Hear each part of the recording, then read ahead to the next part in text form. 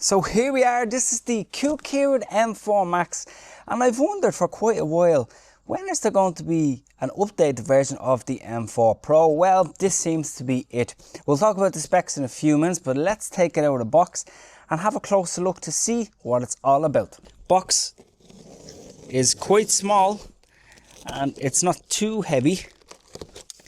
This should not be that difficult to put together. Let's have a look. What do we have here? We have, of course, our moisture absorbing bags here.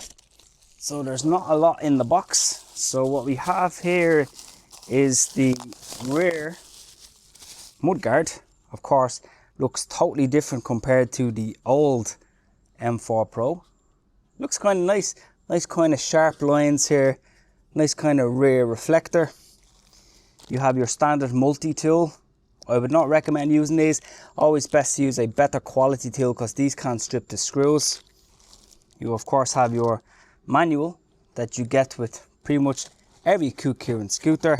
Let's have a look to see what the output is on the charger. Still the same, 2 amp hour output, so not a fast charger, but again, I do not expect that from Kukirin at this point.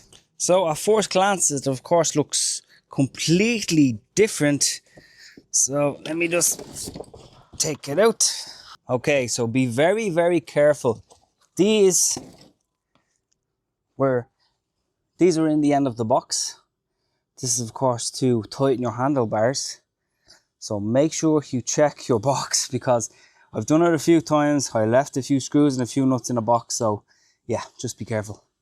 Unfortunately, it has I'll give you a closer look in a minute, but unfortunately it has the exact same folding mechanism as the old M4 Pro. I never had a problem with it, but I would have liked to see that be upgraded a bit, to be honest. Yeah, be very careful as well because these are actually in the box. These are the screws for your mudguard. Okay, so all we need to do is take out the screw there and then simply pop your handlebars on. And then actually what you need to do is the screw that was in the center here, make sure you pop that back on.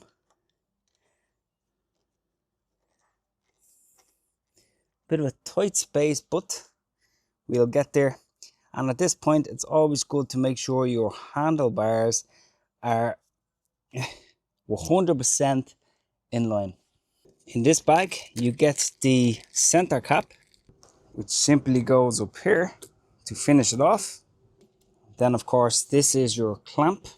Okay, unfortunately, there is a part missing off the clamp that's basically used to screw it in to kind of adjust the heightability. So I'm gonna have a good look in the box. If not, I'll have to see if I have a spare part. I hate it when 1 or 2 small things go missing. It's very, very annoying, but what can we do? Let's continue. So the mudguard simply has 4 screws. So I will do a first ride video on this, but taking a look, display is completely different. You have these weird looking keys. I'm going to give it a full charge. Pretty, index throttle there. Standard mechanical brakes that feel very stiff. That will probably need to be adjusted. I'm going to have to figure out how to secure this as well. Coming down, you have this kind of nice sharp line mudguard with the body shape. Actually taking a look here, nice body shape. Again, sharp lines coming all around. Better tires than the old M4 Pro because you have a nice side tread there. So hopefully, on my M4 Pro I had so many punctures. I made so many videos about that scooter as well. So check it out if you are interested. Same suspension as the old M4 Pro. The front suspension is improved upon. It doesn't look like there's much travel, but we'll see what happens there. And the specs of this, it is still the 48 volt 18 amp hour battery with a 800 watt peak motor. So the specs are basically the same, but overall, what's the handling going to be like? Because it is a slightly different style of frame. I'm very curious. If you have any questions, please do post them below and I will definitely get back to you. I'm going to do a first ride video, then a full review video. So in the meantime, take it easy and I'll talk to you in the next video.